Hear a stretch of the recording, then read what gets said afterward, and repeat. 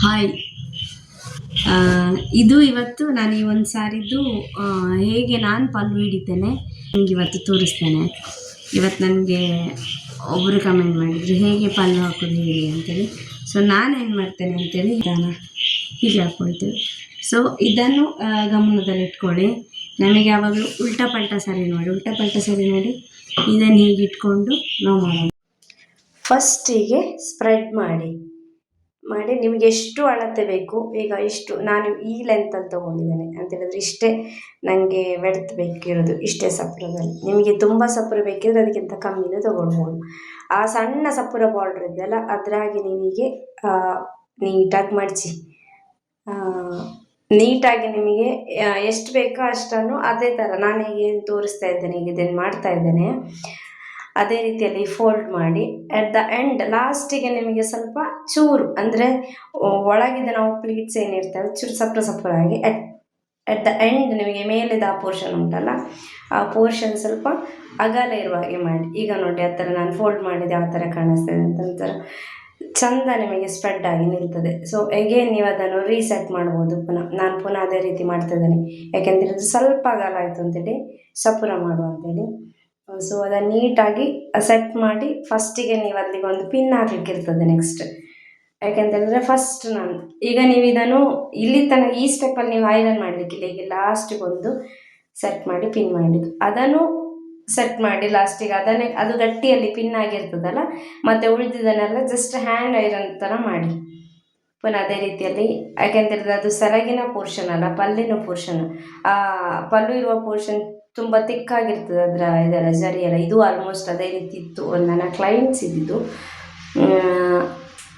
So ಆ ರೀತಿ ಮಾಡಿದ್ದಾನೆ ನೀಟಾಗಿ. ಅಂತ ಹೇಳಿದ್ರೆ ಒಳಗೆ ಅಷ್ಟು ಡೀಪಾಗಿ ಅಂದರೆ ನೀಟಾಗಿ ಇವನ್ ಆಗಿ ಬರಬೇಕು. ನೀವು ಎಷ್ಟು ಸಪುರನೂ ಹಿಡಿಬೋದು, ಎಷ್ಟು ಅಂದರೆ ಲಾಸ್ಟ್ ಪ್ಲೀಟ್ಸ್ ಏನಿದೆ ಫಸ್ಟ್ ಲಾಸ್ಟ್ ನಿಮಗೆ ನಾವು ಇದು ಮಾಡಿರ್ತೇವೆ ಹಾಕ್ತೇವೆ ನೋಡಿ, ಪಿನ್ ಮಾಡಿ ಹಾಕ್ತೇವೆ ಶೋಲ್ಡರಲ್ಲಿ, ಅದು ನೀಟಾಗಿರ್ಬೇಕು. ಇನ್ನೊಂದು ಸೆಟ್ ಪಿನ್ ಮಾಡಿ ಆಲ್ಮೋಸ್ಟ್ 2-3 ಪಿನ್ ಮಾಡಲಿಕ್ಕೆ ಇರ್ತದೆ ನಿಮಗೆ.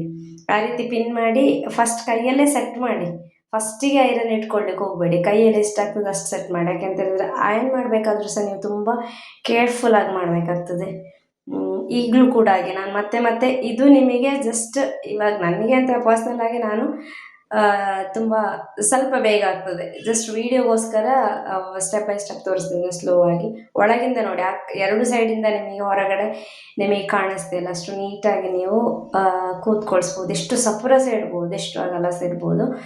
ಅದು ನೀವು ಹೇಗೆ ನೀವು ಪ್ಲೀಟ್ಸ್ ತೊಗೊಳ್ತೀರಿ, ಯಾವ ಥರ ಪ್ಲೀಟ್ಸ್ ನಿಮ್ಗೆ ಇಷ್ಟ ಆ ರೀತಿಯಲ್ಲಿ ನೀವು ತೊಗೊಳ್ಬೋದು. ಇದನ್ನು ಕೂಡ ಅದು ಸೆರಗಿದಾಯ್ತಲ್ಲ, ಇದಾದರೆ ನೆಕ್ಸ್ಟ್ ತುಂಬ ಉದ್ದ ಬೀಳ್ತದೆ. ಈಗ ಪಲ್ಲು ಇದು ಸ್ವಲ್ಪ ಅಷ್ಟೇ ಲೆಂತಲ್ಲಿ ನಿಮಗೆ ಡಿಸೈನ್ಸ್ ಇರ್ತದೆ, ಅದು ತಿಕ್ಕಿರ್ತದೆ, ಅದ್ರಲ್ಲಿ ಫೋಲ್ಡ್ ಮಾಡಲಿಕ್ಕೆ ಅಷ್ಟು ಇರ್ತದೆ. ಸೊ ಇದರಲ್ಲಿ ಹೀಗೆ ಪಿನ್ ಮಾಡಬೇಕು. ನಾನು ಆಲ್ಮೋಸ್ಟ್ 3 ಪಿನ್ ಮಾಡಿದ್ದೇನೆ. ಪಿನ್ ಮಾಡಿ ಅಟ್ ಲಾಸ್ಟ್ ಸೆಟ್ ಆದ ನಂತರ ನೀವೀಗ ಇದು ಐರನ್ ಟೈಮ್ ಈಗ ನಾನು ತೋರಿಸ್ತಿದ್ದೇನೆ. 3 ಪಿನ್ ಮಾಡಿದ್ದೇನಲ್ಲ ಹೀಗೆ. ಓಕೆ 4 ಸಹ ಆಗಿದೆ.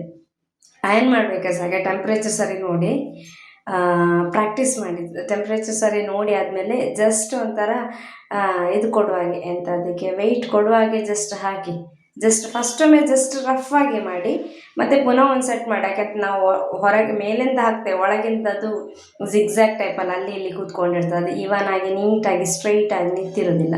ಸೊ ಅದು ಇವನ್ ಆಗಿ ಸ್ಟ್ರೈಟಾಗಿ ನಿಲ್ಲಬೇಕು ಅಂದರೆ ಫಸ್ಟ್ ರಫ್ ಒಂದು ಇದು ಕೊಡಿ, ಸ್ಟ್ರೋಕ್ ಕೊಡಿ. ಅದರ ನೆಕ್ಸ್ಟ್ ಅದರ ಮೇಲೆ ನೀಟಾಗಿ ಪ್ರೆಸ್ ವೆಯ್ಟ್ ಇರುವ ಹಾಗೆ ಪ್ರೆಸ್ ಹಾಕ್ತಾ ನೀವು ನೀಟಾಗಿ ಐರನ್ ಮಾಡಿದರೆ ನಿಮಗೆ ನೀಟಾಗಿ ಬರ್ತದೆ. ಪಲ್ಲು ಹೇಗೆ ಹಾಕೋದು ಅಂತ ಕೇಳಿದ್ರಿ, ಪಲ್ಲು ಹೇಗೆ ಹಾಕೋದು ಅಂತ ಕೇಳಿದ್ದಕ್ಕೆ ನಾನು ಈ ಪಲ್ಲನ್ನು ನಾನು ಸರಿ ಮಾಡಿ ತೋರಿಸಿದ್ದೇನೆ. ಫುಲ್ ವಿಡಿಯೋ ಬೇಕು ಅಂತೇಳಿದರೆ, ಹೇಗೆ ನಾನು ಫೋಲ್ಡ್ ಮಾಡ್ತೇನೆ ಅಂತೇಳಿದರೆ ಬೇಕು ಅಂತೇಳಿದರೆ ಕಮೆಂಟ್ ಮಾಡಿ, ಅದನ್ನು ನೆಕ್ಸ್ಟ್ ವಿಡಿಯೋದಲ್ಲಿ ಪೋಸ್ಟ್ ಮಾಡ್ತೇನೆ. ಫೈನಲ್ ಆಗಿ ಹೇಗೆ ಲುಕ್ ಬಂತು ಅಂತ ನೋಡಿ. Final look ಹೀಗಾಗಿದೆ.